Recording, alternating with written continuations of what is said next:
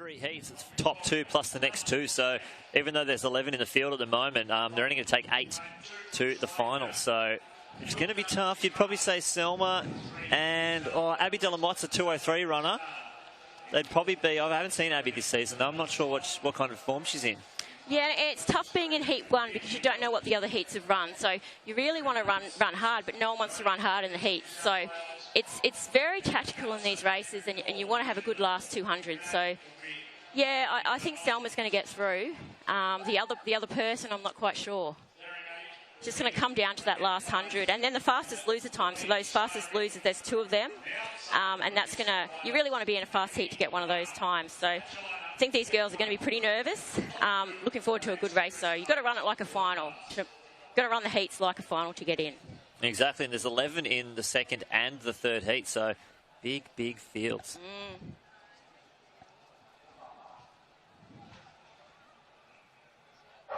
And away in the first of 3, the women's 800-metre heats from inside in 1, Shafe, Namali, Kajan, Scott, Waters, Cubis, Andrews, Paul, Delamotte, Price, Skyring and Brown. It looks like Amy Brown there on the outside going out very quick. Selma there tucking into the lead, the Sri Lankan athlete just behind her, and the number 4, Isabel Scott. Isabel Scott there moving now into second. Looks like Selma wants to take the control of this race and run it from the front. Yeah, Selma's gone straight to the front, and that could be part of her tactics, just to stay out of trouble and just really guarantee that she gets into the final. She's part of the Melbourne Track Club with Nick Bordeaux as her coach, and she would have seen a lot of those guys run really well in the middle distance races last night in her training group. So she's inspired by that and gone straight to the front, but she's slowing it down now. And you can notice that when they all bunch up. Lillian Price there on the outside, coached by Jackson Elliott up in Queensland. She's improved a lot. Queensland champion, improved a lot. So we'll just see how they go through. 60.5 there for Kian. And she's got a nice lead here, so it looks like she's slowed it down and then sped it back up.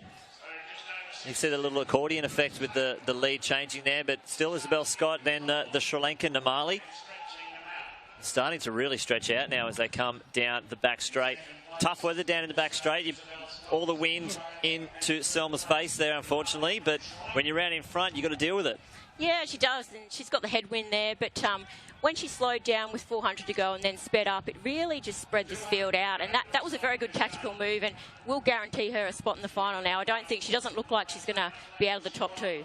No, I don't think so. I don't think the rest of the field have just the legs to chase her down. Isabel Scott there fighting hard. It is a battle there. Delamotte now moving up around the Sri Lankan. The Sri Lankan's moving around the South Australian, and it is a battle for that other automatic spot. Namali, the Sri Lankan. There's another fast finishing athlete on the outside, but it's going to be between Delamotte and Namali, for that minor placing, and it's going to be Delamotte there. 2:05.09 for Selma.